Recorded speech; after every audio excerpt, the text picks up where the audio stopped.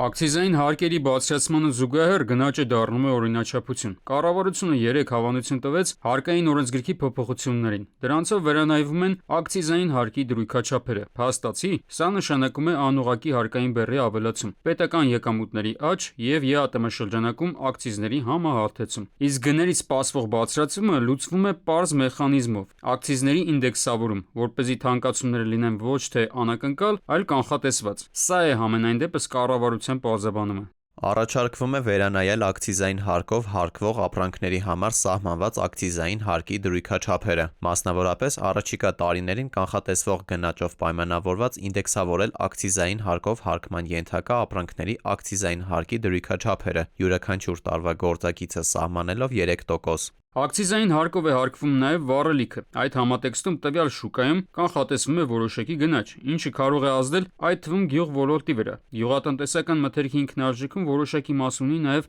դիզելային վառելիքի արժեքը։ Հայաստանի Հանրապետությանը բենզին և դիզելային վառելիքը վաճառվում է ներքին բաստողման գներով Ռուսաստանի։ Գալիս նաև վառելիքային շուկայում սահմանափակումների կամ նվազագույնը քվոտաներից բաց թողնելու։ Մի հատ էլ ակցիզային հարկի ավելացումը պատկերացնում է ինչ սարսափելի գնաճի կարող է հանգեցնել Հայաստանում վառելիքի սակագինը, ու գնաճից կախված արդեն բնականաբար գյուղատնտեսության վրա ինքը չի կարող ունենալ ազդեցություն։ Մասնագետները նշում են, որ ակցիզային հարկերի դրույքաչափերի աճի իրական պատճառը բյուջեի ծախսերի ավելացումն է, որը համարժեք չէ եկամուտներին։ Սա ակնհայտ էր դեռ այս տարեսկզբին, երբ հայտարարվեց թոշակների չպլանավորված բարձրացման մասին։ Բացի այդ, պետական պատքի տեսքով նոր միջոցներ ներգրավվեցին դրսից։ Առաջիկայում պետք է գնաճ լինի, եւ երկրորդը դա բյուջեին փող է հարկավոր։ Այլ տարբերակ չունեն սպասարկելու շատ ահռելի մարդկային բեռը, այլ տարբերակ չունեն սպասարկելու ապահովագրական համակարգը։ Այսինքն նախընտրական ժամանակահատվածում անընդհատ նորից պարտքեր են ներգրավել։ Մենք ապագայում այլ հարկերի բարձրացման էլ ենք ականատես լինելու, ընդ որում շատ մոտ ապագայում ենք ականատես լինելու։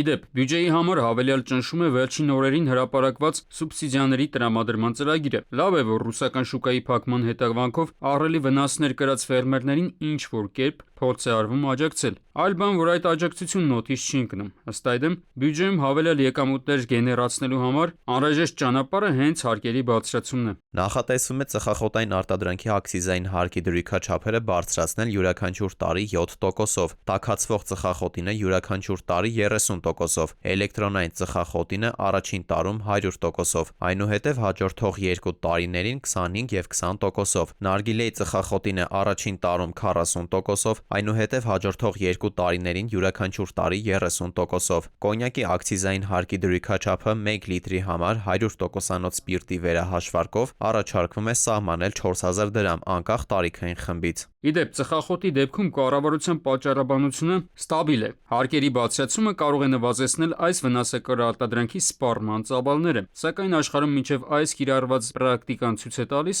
որ ծխախոտային արտադրանքի գնաճը որևէ կերպ չի նվազեցնում դրա սպառումը։ Ուրիշ բան, որ էականորեն ավելացնում է պետության եկամուտները։ Արմեն Աթալյան, ժամը լրատվական։